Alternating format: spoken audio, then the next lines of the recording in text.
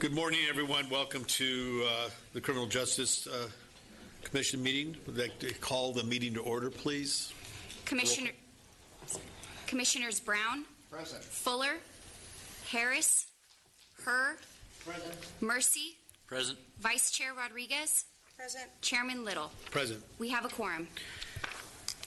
If everyone would stand, please. Invocation by Bobby Moody from Anglo International, please. Aglo. I apologize.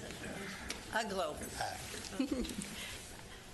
It's a privilege to come this morning, and I've been a resident of the Antelope Valley since 1955, longer than a lot of you have been alive, and have my children and family here, and I'm just so thankful to come and feel the camaraderie in this place. Thank you for being here.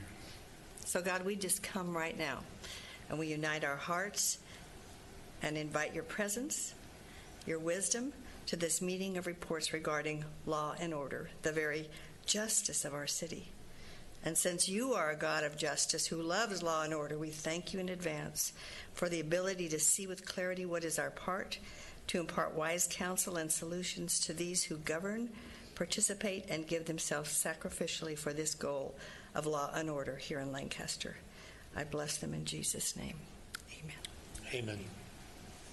Remain standing. Flag salute. Join us in the pledge to our great nation. I pledge allegiance to the flag of the United States of America and to the republic for which it stands, one nation, under God, indivisible, with liberty and justice for all. Any presentations at all? No? Okay. No cards for any items, Kathleen, at all? Agendized? Do I entertain? Do I hear any? Move approval. A second. We have a motion and a second. Please vote.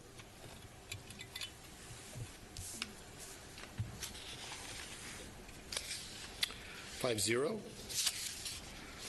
Moving forward, Annie, you're up already. She's training today.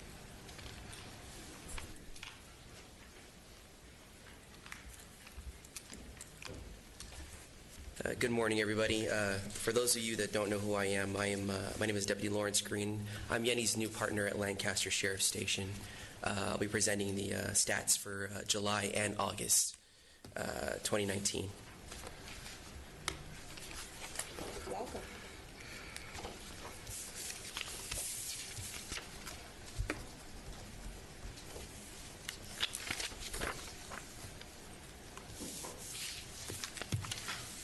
All right, so for the year of July, our first slide is going to be our homicide slide. Let's see if I can navigate through this. Okay, so for the year of July, homicides, actually no homicides for July, which is extremely good for July.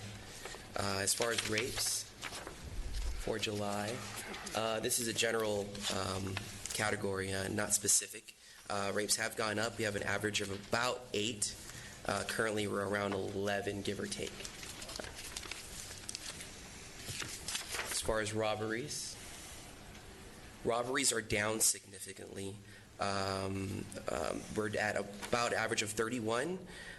For a more accurate number, we're around 36, 37. For aggravated assaults, we are also down as well, averaging 74. Give or take, we're around 82 for the month of July. Domestic violence-related aggravated assaults over a year period, they have gone up, so we're on an average of 12. Give or take, we're around 15. Burglaries have gone down, averaging 69, but we're actually around 59, somewhere around there, give or take.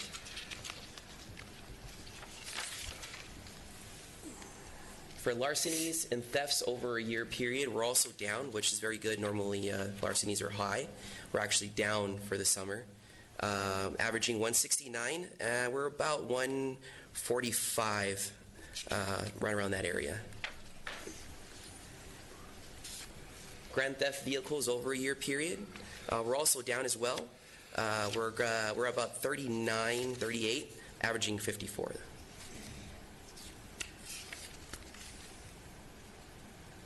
Arsons over a year period, we're going to be at an average of 4. Arsons have stayed stable. It looks like we're at about 6. So our last slide is our hot spots. Our normal hot spots, which you see there, are usually our business areas. These are like K and 20th Street West, high crime area because of the businesses that are nearby. Businesses attract attention, obviously, and sometimes unwanted attention.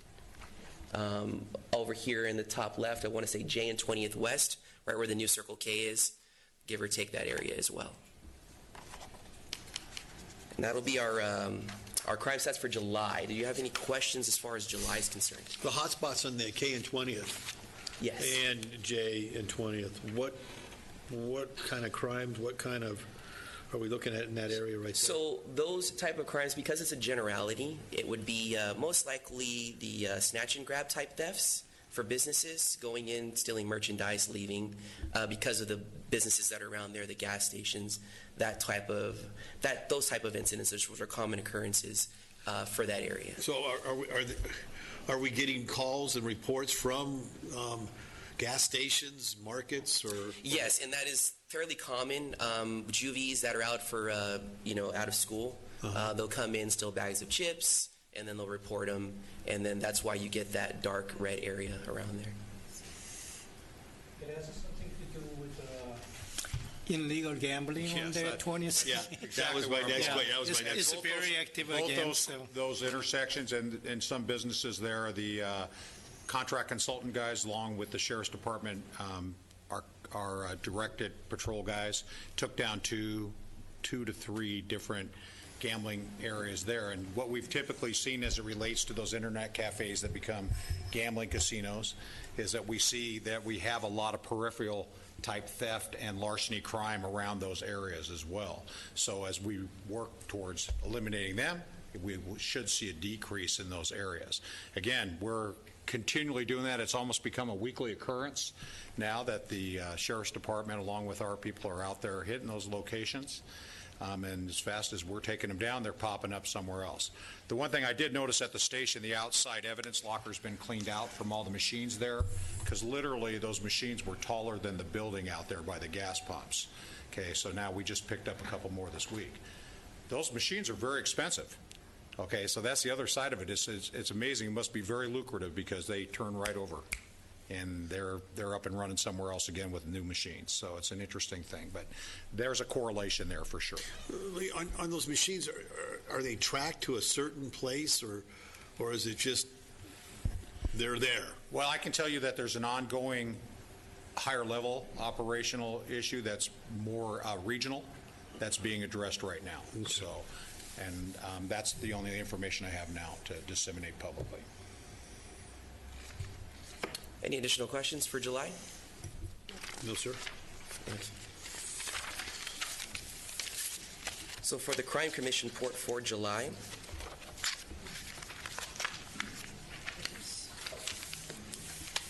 so here's our burglary activities. We have our residential and commercial burglaries, all of which have gone down considerably, which is very good. For our total burglaries, the previous month we were at 57, we're now at 55. Residential, 41 for the previous month, we're now at 28. 16 for the commercial burglaries, and we're now at 27. So the commercial burglaries have gone up. Commercial burglaries tend to do that during summer as well. The hot spots in that area, or in certain areas where a lot of activity is present and merchandise is being seen, is common in that area as far as people that are walking around seeing what's available to steal at night. Commercial burglaries are usually active at night, and that's when they usually occur. No daytime, well, there are daytime burglaries in some cases, but at this point in time, nighttime is usually when you get your commercial burglaries. As for robberies, our total robberies for last month were 44. We're now at 38. For armed robberies, we're at previous month was at 19. We are now at 16. Strong arm robberies, we were previously at 25. We are now at 22 for our strong arm robberies.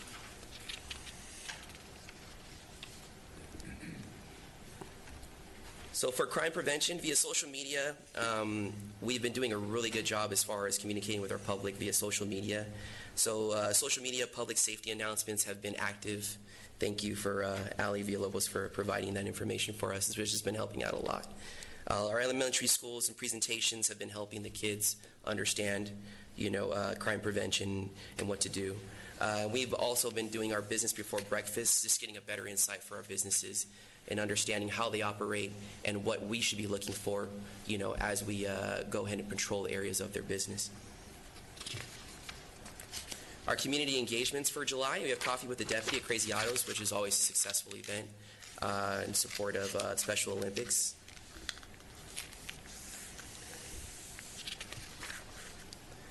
We also did Kinder Care, which is we talked about stranger danger, teaching the young elementary kids on how not to answer the door, what to do in the event mom and dad are not available, and if they run into a stranger, what to do.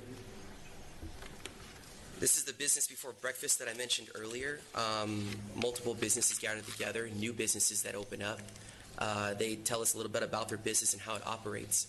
It gives us a chance to understand the clientele that's supposed to be there and what to look out for in the event of some suspicious activity. We have a backpack giveaway.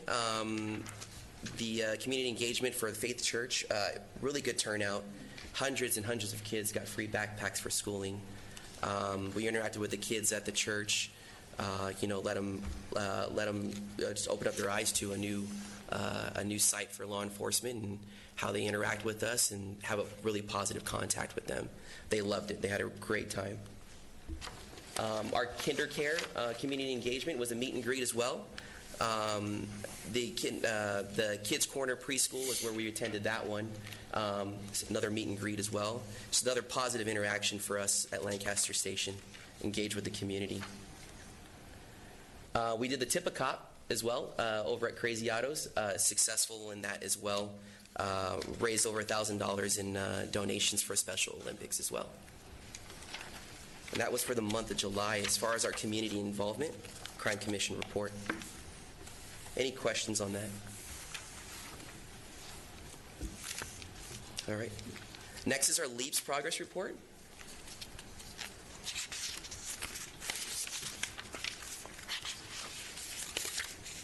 All right.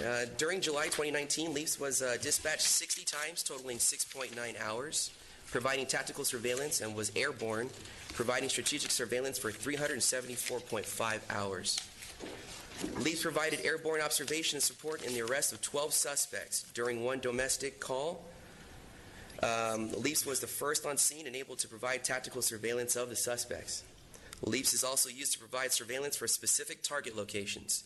Detectives use the system to obtain aerial imagery and data in the evidence gathering stages of the property crimes and crimes against persons investigation. AVLLC specialists provide one-on-one LEAPS operation training to several operators and detectives. LASD sworn deputies are utilized as LEAPS ground system operators. Operators are able to easily search for and obtain recorded video from LEAPS system to aid in criminal prosecutions. For more information regarding LEAPS, please visit the website below. So during the month of July, LEAPS assisted in making 12 arrests, had 7 witnessed 7 fights and assaults, 6 burglaries and robberies, 15 traffic stops, 18 other offenses like suspicious circumstances, weird activity in the area, and 2 persons with a gun. For the month of July, 28% of those incidences involve people, 8% involve property, 15% involve vehicles, 12% involved arrests and detentions, and 8% were just observations. All of our deputies are, well, not all of them, some of our deputies are trained on leaps, so we're able to actually get over the incident scene fairly quickly for the ones that are actually trained. So it actually has been helping tremendously in resulting in arrests. And that would be the report for July. Are there any questions before we move on to August? Any questions, Commissioner? No. Okay. All right, for the month of August, our comp stats are as follows.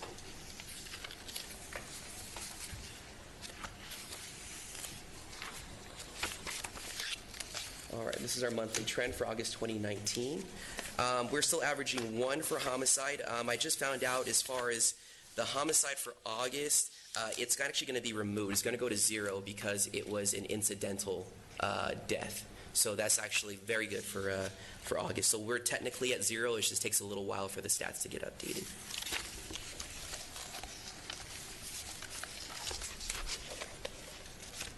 As far as rapes, we're going to stay even at 12, averaging 8.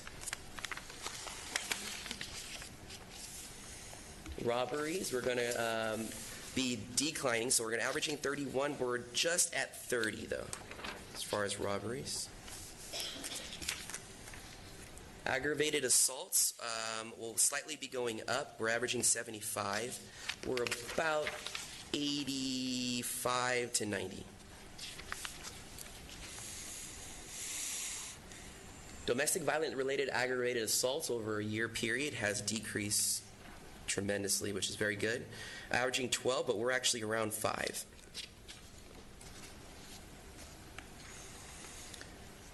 Burglaries. Burglaries have increased slightly. We're at 67, averaging about 70, 72.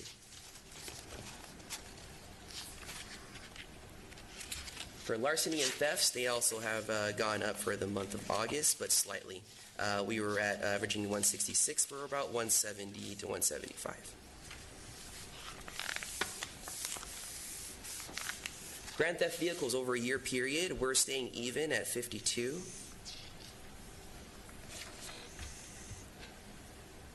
As far as arsons, they have declined for summer, so we're going to be averaging 4. We're about 5, though, give or take.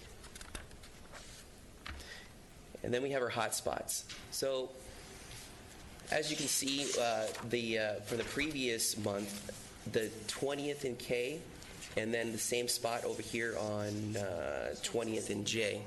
Yeah, so it's still there, but it's not. It looks like it's increased at the top off of 20th in J. And like we said before, the internet gambling casinos, once we hit them, it takes a big chunk out of that area because of so much activity. So it's not just one crime that we knock out; it's multiple things going on in that one area.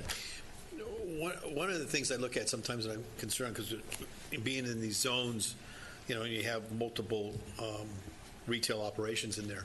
If it can be narrowed down to what seems to be the major one that's having an issue. Is it, and I understand grocery stores are the grab and thing, and you mentioned gasoline facilities or mini markets, whatever they may be.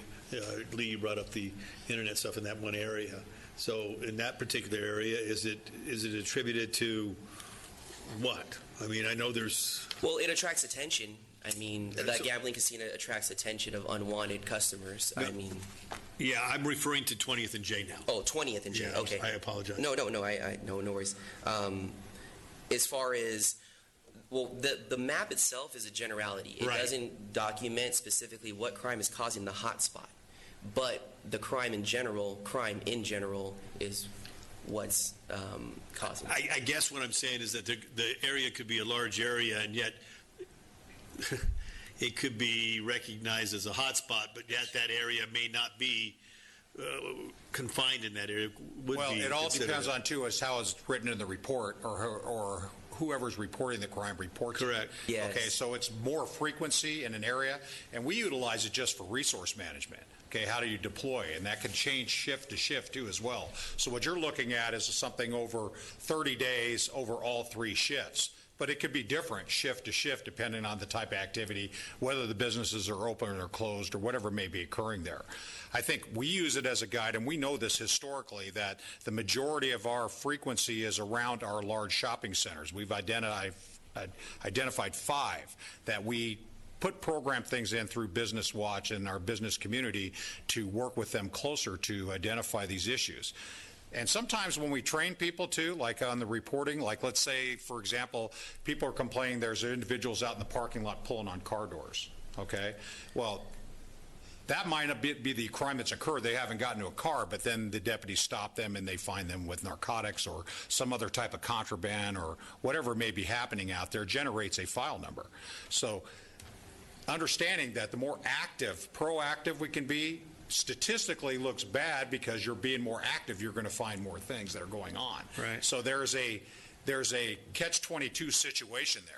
Obviously, if we didn't dispatch cars to anything, then our crime would look like nothing. We have nothing, okay? I mean, so the more proactive we can be, the better for a period of time. That'll impact you negatively on your statistics, but at the same time, it should wash out at some point.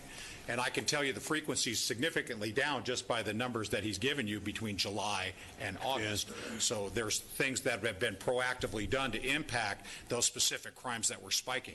Ag assaults are difficult because, that's a human behavior issue, right? And usually heat of passion type crime, and most of those are domestic related. That the statistical gathering for that has changed somewhat over the years, okay, based on what it is, misdemeanor, felony, either way.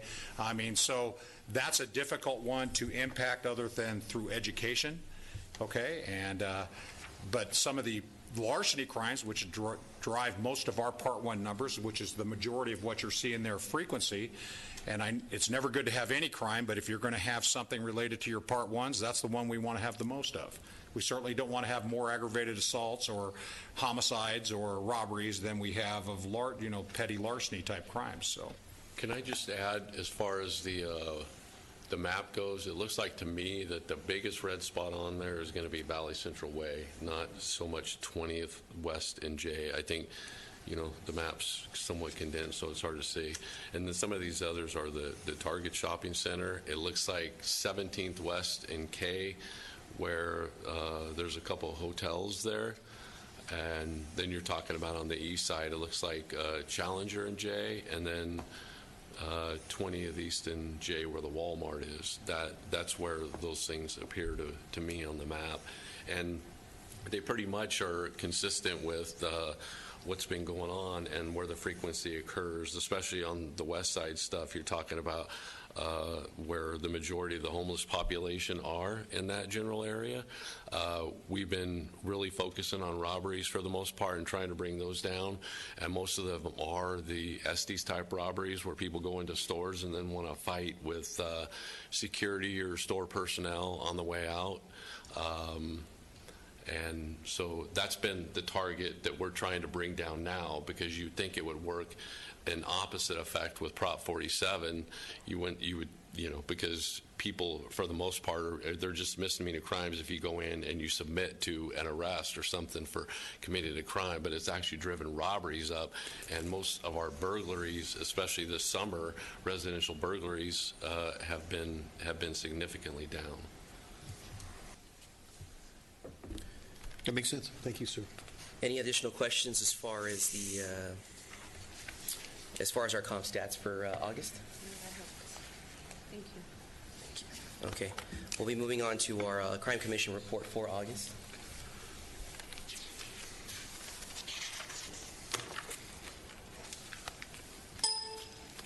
All right. Our total burglaries last month was 55. We are now at 75. Residential, 28 for last month. We are now at 45. As far as commercial burgs, we were at 27, and we are now at 30.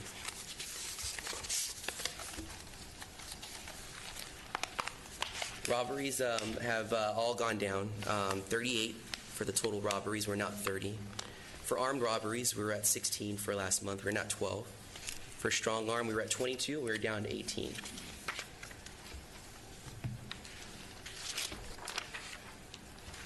Our crime prevention locations are still the same for this following month. Social media, our elementary schools, and businesses.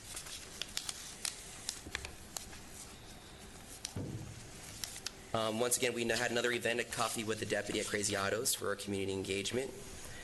We had National Night Out as well, which went really well. Huge turnout since it was on the boulevard. We had our own booth and everything, and we engaged with the community there.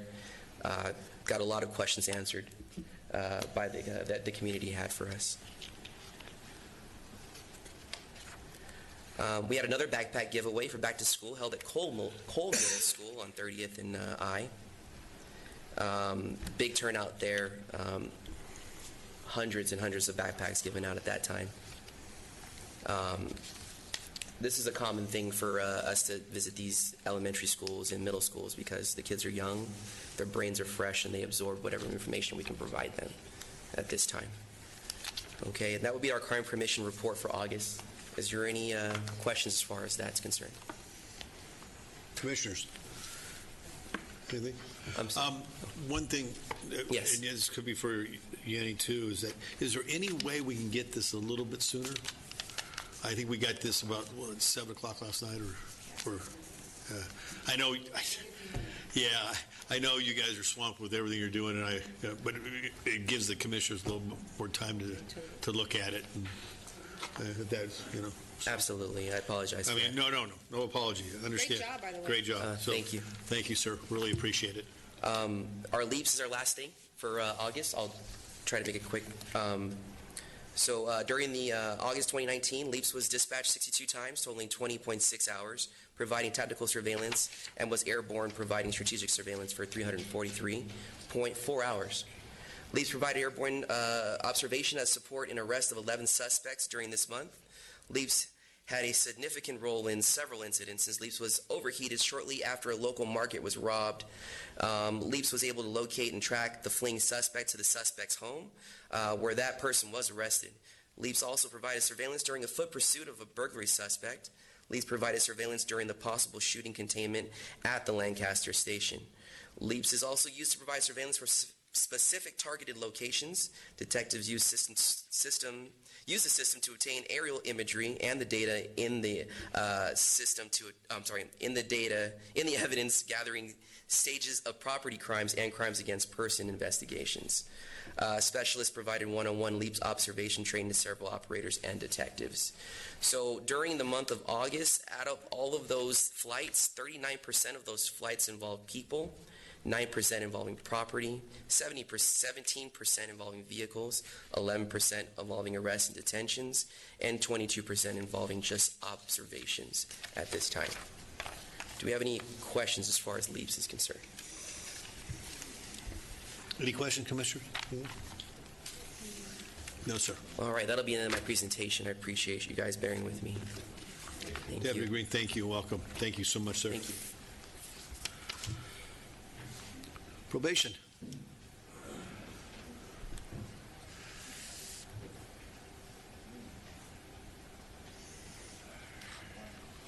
Well, good morning. Good morning. How are you, sir? I'm good, thank you. Thanks for having us. Interesting past couple months since we haven't met for 2 months.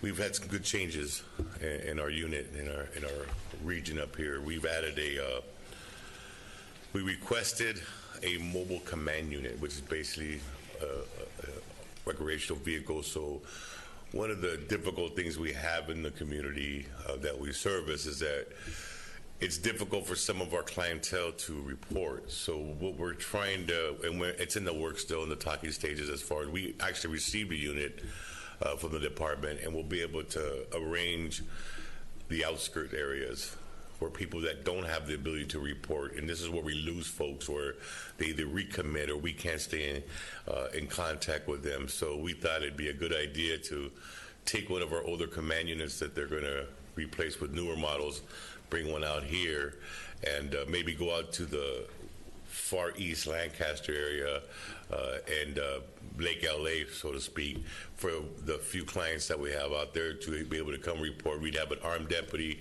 we'd have a couple of probation officers as well, and maybe even a clerical staff or maybe one of our resources join us, and we would set up where they could report, be drug tested, and things like a normal report. But we have to remember the consideration in the planning of this was it's a 2-hour bus ride for some folks, and it's difficult to get here. So once they stop reporting, the mindset sometimes will lead them into, well, why show up? So we're trying to kind of use some of the resources we have to do this. So the planning stage is where can we park it, twice a month, once a month, 4 times a month. And so we're making those arrangements with maybe other resource agencies in regards to that. So it's in the process. We're just not quite have set up shop yet, but we have everything and the tools are in place. So we think that's a positive thing to be proactive with the clientele that we service. Right now we're currently about 466 AB 109 people we supervise, with us 17 deputies supervising them. Some of them do spill over to the Palmdale area, but there's a good majority of them in the Lancaster area, so we're serving that. Again, we don't have separate statistics for each city. We're down to 17 POs because we have a couple that have left the unit and gone into other avenues that they sought for professional and personal reasons. So we're going to have an increase in caseloads, but I must say that the deputies that are here, like I've mentioned before, they all reside in the area. So they're very committed to servicing the communities and making sure that they're doing their best they can with the time they have in order to keep them from violating. We had 24 violations last month. We had 26 non-custodial sanctions, which were basically written sanctions stating that, knock it off, don't do this, or they're tested positive, we must go through a due process. But we keep statistical and they're put into a database, so we're constantly red flags saying, hey, this person needs to do this or that, and of course we do our best to do so. We had an advisory meeting this month. Mr. DeRico was kind enough to join us, and you also brought someone else in the city, correct? Yeah, there she is. I knew I saw her. Thanks for coming. What we're trying to do is, again, additional resources with an advisory committee that Director Ufandu had put together. So we're, again, in the early stages of this. What we're trying to do is branch out more resources, a collaboration with parole maybe, that, parole has a service that they offer that we may not have. One of them is they have showers and barber shops and type of things for the homeless clientele. Well, now they've opened their doors to us saying, hey, if you have someone that you supervise that may not be on parole but on probation and they need to, in simple form, clean up a little bit and maybe feel better about themselves, they're sharing those services with us. So we're working along with parole to get those things activated as well. One of the other good things we did this most recently, we met Monday with Child Support Services for Los Angeles County. We are now going to offer a resource inside the office twice a month where folks that have either back pay or an open case that they're not aware of or what their legal rights are. It isn't as maybe back in the day, if you will, where you didn't pay your child support, you go into custody, and they have different ways of working it with a lot of our clientele, especially in our co-occurring with mental health issues. They qualify for SSD. That child may have a better opportunity of having a better upbringing if they're eligible with their parent who may be on probation, who's an SSD qualified person. That child may be able to get a little extra money toward them and go directly to the custodial parent. And these are things, to assist them with their upbringing because of the absence of financial support from the other parent that may be on probation. But these are things that they can learn about. So, and we also want to remove that mindset or thought process that if I don't pay, I'm going to jail, if I don't have the means to pay, but there are other ways to do things. And so when we had our resource fair at our office back in May, Child Support Service was one of the vendors. And so since then, we've worked on getting this together, and it looks like we're going to start on the 17th of October. They'll be there 6 hours once every 2 weeks. and then also we can refer them down to their office. So it's becoming a good little situation there. A couple of other good things that are happening is that the Board of Supervisors continues to release auxiliary funds. People are getting employed. Actually, I have one of the deputies with me. This is Deputy Landers back behind me in the red. Recently, she's had some difficult cases, one where the guy had no chance, and now he's working. We were able to purchase him work boots, work clothing. He's drug-free, and if you would have met this guy 6 months ago, you would have thought he had zero opportunity. So some of the local companies that are hiring are very satisfied with some of the people. So our auxiliary funds, when we request them, we're getting work tools, we're getting things of that nature, and it seems to be good and on a positive note. So again, we're doing some good things as part of being advancing our resources and things like that. So hopefully it'll benefit everyone that resides in the Antelope Valley. That's it. Have any questions for me? I do have a question. Yes, ma'am. Why is there a 2-hour bus ride? It's just the connections, the time, Why are they coming up here and not, like, why are they? Well, if they live in Lake LA, they got to report to the Lancaster office. They may have to go to Palmdale, then get a connection here, there, and by the time they get here, it's you get to the bus station 15 minutes early. It's just the whole process of the transportation. It's not as Not coming like from LA. No. They're coming from the outskirts. So that's what the whole thought process was when we had the opportunity to get a companion in. We could take it out and have them have just mobile reporting, if you will. And then we don't know if it's going to be 3% of our clientele or 20% of our clientele. It's going to be kind of, let's just wait and see what the numbers are. We do have some folks that have, some of them bombarded with resources. They have to go to mental health meetings 3 times a week. So that 4th time, we want to help them, but we don't want to discourage them by saying, I've had enough of this. Every day I got to go. You know what I mean? Their patients aren't always, even a normal person who doesn't commit crimes, who doesn't want to go to appointments 4 or 5 times a week.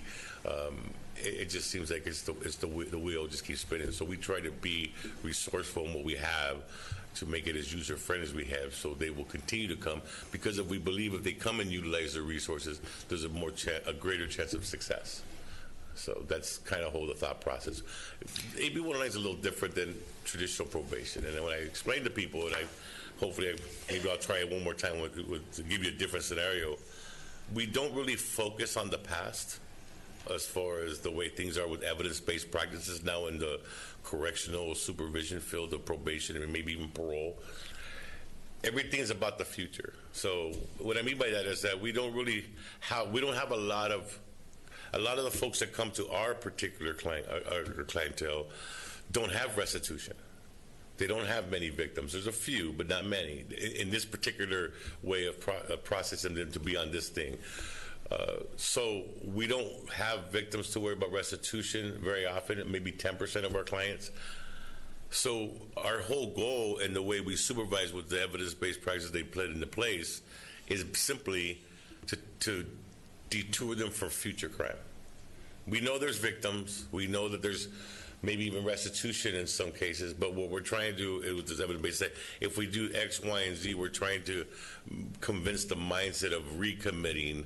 So we try to give them, in the political world we live in, there's a lot of money being put into this stuff where they come in and say, hey, we'll give you uniforms, we'll give you money for boots, we'll give you job help assistance, we'll give you mental health assistance, treatment, whatever have you, so you don't go down that path again. So it's about the future, about future potential victims that we're trying to minimize or avoid by offering all these services. So it's a different practice. Trust me, for me being around 30 plus years in this business, when I started, we just, we hooked you, locked you up, and put you away, and so complete change. So there's been some adjustments.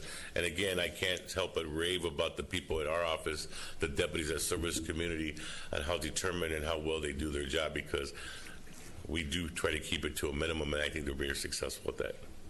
When you say mobile command unit, is that something that's the county supplying? Yes. For you to take, and you don't have any place to store it or keep it? We have a storage space where we have it secured in our locker where we have our other vehicles that we have. What we're trying to do is locate maybe a sub-office with the Sheriff's Department if they have one out in the Pear Blossom, Lake LA, Little Rock area, things like that where we can have it, or a county library building where we can take it to the parking lot, set up and say, hey, you can report every Wednesday from 10 to 2 and not have to make that trip out here. So if they report and they have that interaction, we feel there's a greater chance of them not recommitting in crimes. Contact me, and I'll give you some names and contacts in that area. I will do that. I will let Eric know. Centers and that would be willing to help out as far as. Well, I appreciate that, and I'll let Mr. Ufano know, and we'll make that happen. Okay. Any other questions? Thank you, sir. I appreciate y'all. Thank you. Eric, how are you, sir? Good morning. How are you? Good. So our DUI arrests are up 6%, and our DUI collisions are also up by 8%. Total traffic collisions, however, are down 9%, and I think it had a lot to do with our grant that we were allotted to do a lot of extra enforcement over the last several months. In certain hotspots, we tried to concentrate it in areas where we had a high increase or high incident of traffic collisions, and also places where the citizens had been complaining and reporting locations to us through our traffic complaint program that we have. And I think that had a lot to do with our collisions going down overall, because we were out there and a lot more visible. We had units on overtime through the grant that we're working that. Unfortunately, we're at 28 fatal collisions so far this year. The only good news is that's down 10% from where we were this time last year. Last year we had a total of 41, so we're hoping to make sure we end the year below that number, as far below that number as possible. Last night we did have a pretty bad traffic collision in our area that involved the death of a 5-year-old girl who was a passenger in a vehicle that was hit head-on by a suspected drunk driver. And the driver of the vehicle that was transporting the girl also is suspected of being under the influence of drugs as well. So, sad situation. We're hoping to get more grant money to continue this during the next grant cycle. We haven't been allotted the funds yet, but we're petitioning our division office to get some more, because I do feel that it was very effective, and I have seen progress. We are having our monthly Start Smart class that we do for new and teenage drivers. October 23rd is going to be our class at 6 p.m. at our office. Anyone that wants to sign up can call our office, and it's designed for the new driver and their parent to attend. It's an excellent class. We have a new public information officer. I'd like her to, if she can, come up and introduce herself. She's taking over for Gil Hernandez, who accepted an assignment down at our Southern Division office. Officer Monique Michaud.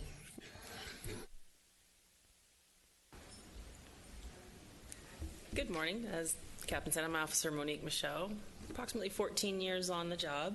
I'm willing to come out to any events if anyone has anyone. I've already come out to a few of our meetings with our community members.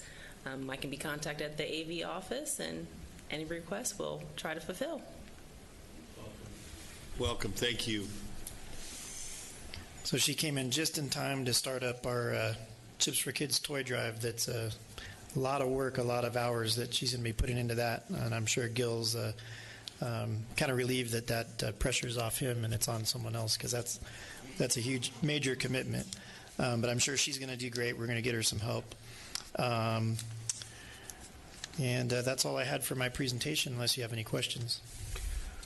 Any questions? Thank you. No. Thank you, sir. Thank you. Good morning. Good morning. So for the last couple months, statistically, we did have a spike in our misdemeanor filings, but that was just because of getting caught up on a backlog. For September, we're pretty much back to normal. 219 misdemeanors, actually down a little bit, and then 109 felonies, down from 129 in August, so down a little bit on our felony filings. Just a couple updates on a couple issues that I've talked about in the past with respect to the marijuana cultivation. We've run into a couple snags with testing, and right now ironically, there isn't really any ability to test for the level of THC, which is a necessary component in establishing that the plant is actually marijuana. So there's a little bit of discussion going on between the DA's office and the Sheriff's Department in terms of how that's going to take place. So that's a work in progress. And then the other issue that we're coming across is the environmental. This became an issue because of the environmental impact, and we're having some issues. Northern California apparently has a lot more resources dedicated to the environmental impact that cultivating marijuana has on the soil and the surrounding groundwater, and we don't have a lot of those resources yet in Southern California. I think they're trying to get them, and people in our office are working on that. So right now, we've had some issues prosecuting these cases in the courts because of those issues, but hopefully those will get worked out, as this, I think, is going to become more of a problem rather than less of a problem. I did want to mention a little bit about some of the discussions we've been having about the Estes. We're calling them Estes robberies, and how our office is dealing with those. And I have seen an increase in the number of Estes robberies. And essentially, what an Estes robbery at a minimal level, for example, we had one the other day where the person took some Top Ramen and some Reese's peanut butter cups. They were confronted by a loss prevention officer, essentially pushed the loss prevention officer out of the way, attempted to get away with the Top Ramen and the Reese's peanut butter cups. That is technically an Estes robbery, so that would show up in the crime stats as an Estes robbery. Now, we aren't really necessarily treating it as an Estes robbery or a violent felony. We're generally working out a disposition where they're not necessarily pleading to that.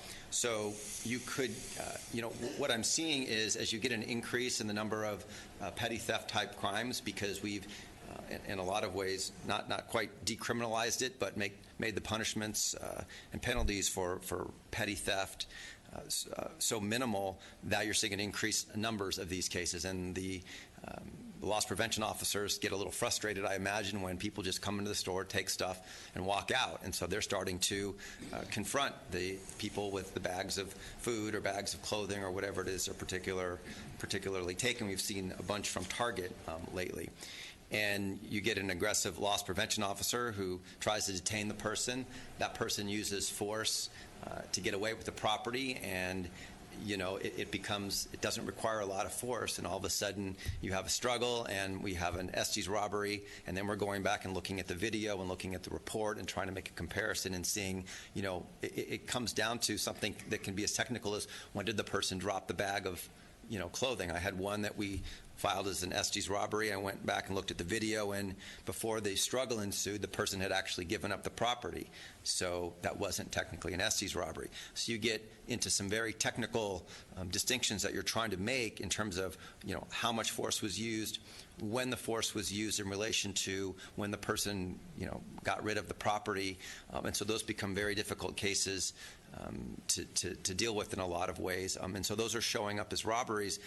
And a lot of those cases, they aren't actually being convicted of robbery. So I think it's important that you all know that, because I think it does make a difference in terms of when you're looking at increase in violent crimes, because those are one of the few crimes that remain violent crimes. And then the only other thing I have is we do have a jury that's deliberating right now on a marijuana DUI that we charged as a murder, and I'm interested to see how that's going to come out. It's one of the first. I don't know of any other types of cases of that nature. It was out of Lancaster, I believe. A 16-year-old girl was killed. So we'll see what happens on that case. I should have a report maybe next month. And that's all I got. Any questions? Thank you, sir. Jen, did you? Oh, sorry, no, you're good. Jocelyn. Good morning. Good morning. Just a couple quick things. You'll recall last year we brought the food distribution ordinance to you, and there was some attempt to get a couple of ad hoc committees here at the CJC and in the Homeless Impact Commission, get them together with some of the pastors' groups.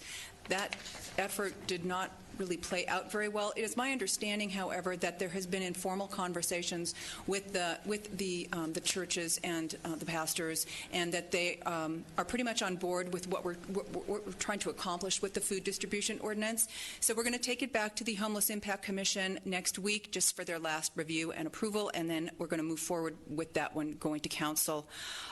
We've been talking in recent meetings about the rental housing ordinance, and making some changes and strengthening that up and kind of beefing up our enforcement as to bad landlords and so forth.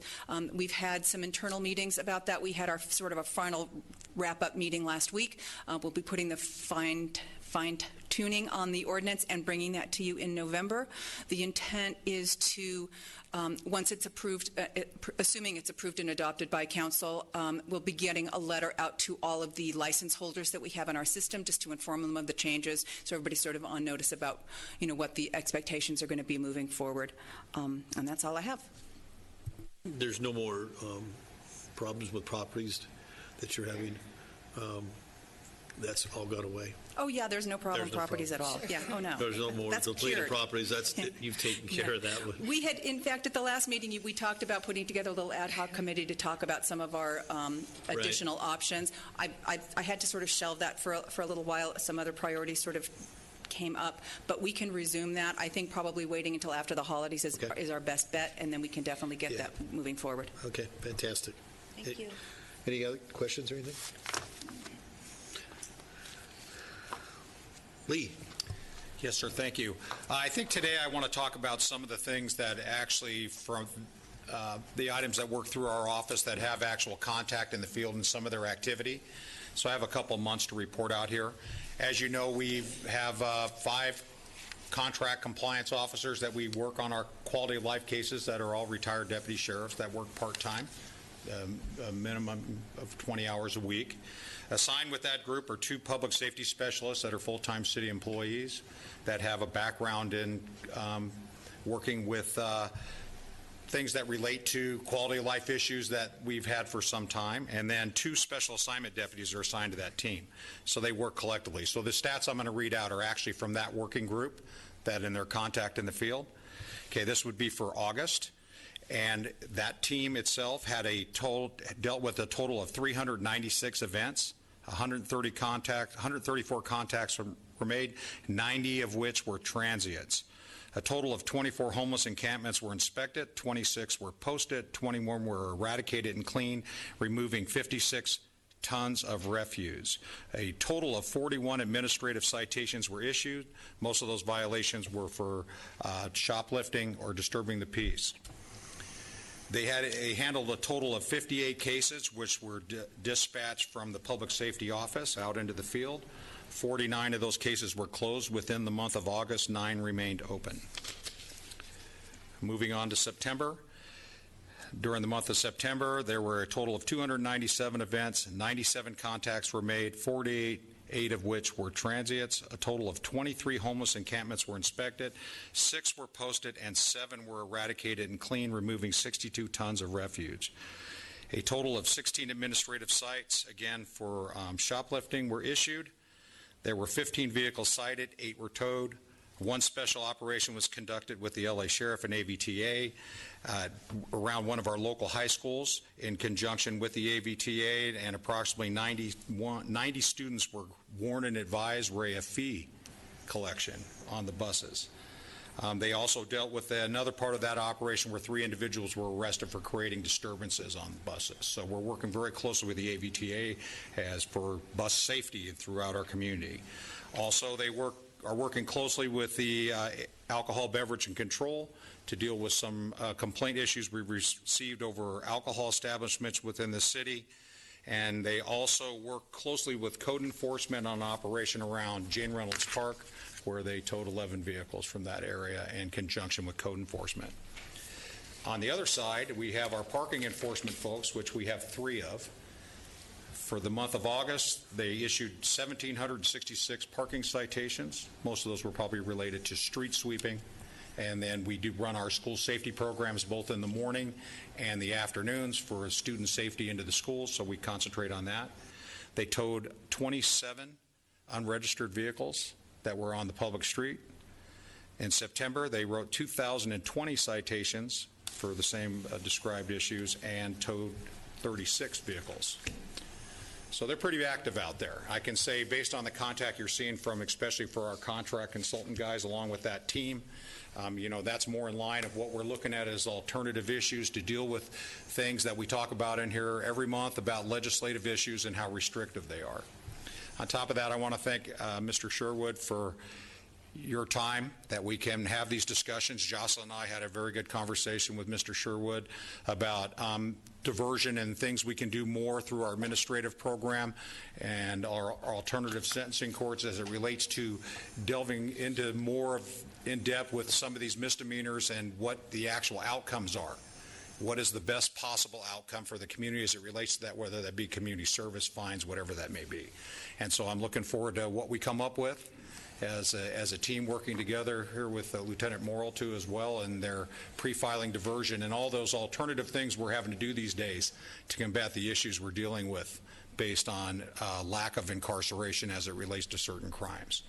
It's just the wave we're in right now. We'll do the best we can to come up with solutions for that working together. But we got a great group of people that are working on that, hopefully for the betterment of our community. I want to recognize Tracy real quick. Tracy writes grants in our office and manages our JAG grants right now. Tracy has over $200,000 in grant money that is coming to the city, so we're going to plug that in with some programs. One of them is related to the district attorney's office, and another program relates to alternative sentencing and an education component that we're very happy we're putting together now with AV College and AV High School Adult Education as it relates to the alternative sentencing court, which has proven to be a great model as it relates to veterans and the drug court and the expansion of that process. So those are good, positive things. And I think we're moving the right direction, I believe. We're moving forward. We're waiting back for a report back from the consultants as it relates to that hybrid model. We did get some information recently that I think everyone's aware of out there publicly now, what some of the issues between the sheriff and the Board of Supervisors that don't know what that total impact will be as it relates to us as a contract city, but I'm sure there'll be some fallout related to that that we'll bring forward as that happens. That's all I have today. Anything for Lee?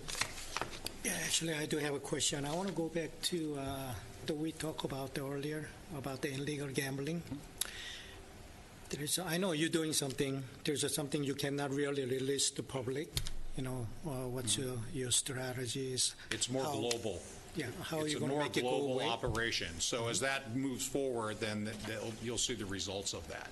Okay, so there's a lot of other agency involvement at this point. Okay. So, and part of that is significantly involved with the Sheriff's Department and their Major Crimes Bureau. And so, again, it's a much bigger picture. As we're seeing, obviously it's very lucrative because... So it is a bigger scale? Much bigger. Okay. So it seems like they never goes away. No, it goes away, and then they come back, and then someone else opens, or they have a straw owner somewhere or something. That's what we're dealing with. Now, listen, just so you know, we've gotten in front of a lot of these as they come in to try and get a legitimate business license based on the description, and we meet with them. There's been several people that Jocelyn and I have met with that have changed their mind about opening that business or being associated with it after that discussion. So we're actively trying to stay in front of that. At the same time, as information comes from you and other individuals out in the community that they see this type of activity, I just got one yesterday that just driving by it, yeah, it's absolutely what's going on there. Okay, and the guys, the Sheriff's Department has become very good at recognize that and how we manage those cases. Again, we seize their property, but it's, again, if it's as lucrative as it appears to be, there's always going to be motivation out there to continue at some other place. We'll keep plugging along. All right. And making our dent. Thanks, Lee. Senator Wilco's office. Drew. Anything? Yeah, well, good news. The legislature is out of session until the beginning of next year, so they can't do anything else. But as we saw this year, a lot of policies that would weaken law enforcement's ability to combat a lot of these challenges, and we expect more of that next year. So we'll be keeping you up to date. In the interim, Senator Wilk is back in the district, meeting with business, community, law enforcement leadership to talk about these things as we look forward to the next year. Good. Any questions, anything? Okay, thanks, Drew. Similarly, Lackey's office. How are you, sir? Good morning, everyone. I have a brief report today. The legislative session has come to a close, and Governor Newsom has until October 13th to sign the remaining bills on his desk. There's approximately 500 bills on his desk. 3 of them, which are Assemblyman Lackey's bills, AB 169, AB 420, and AB 1351. To date, the governor has signed 4 of Assemblyman Lackey's bills, including AB 127, which pertains to public safety. Essentially, it's the CHP DUID bill that allows for research on cannabis-impaired driving to be conducted by CHP, by the CHP on CHP premises to come up with a collect data on creating a standard of impairment for cannabis. One of the big victories at the end of session was defeating SB 58, which was a 3 a.m. bar bill that would have extended the open hours for bars up until 3 o'clock. That was defeated, and Assemblyman Lackey he fought pretty hard on trying to defeat that and worked with Alcohol Justice to try to get that killed. So we won't have to see that. Hopefully we won't see that next year. But in addition to that, again, Assemblyman Lackey to date has 4 of his bills signed by the governor, and this next week, Assemblyman Lackey is going to have a Lancaster Town Hall at the YMCA at Sergeant Steve Owens Park. It's going to be at 6 o'clock from 6 to 8, and it's going to be also with Senator Wilk's office as well. And that's my report. Any questions? Any questions? Thank you. Thank you. Public business from the floor on non-agendized items. This portion of the agenda allows an individual the opportunity to address the Lancaster Criminal Justice Commission. Not on the agenda. You can fill out a speaker card, hand it in. You're limited to 3 minutes. Mr. David Paul.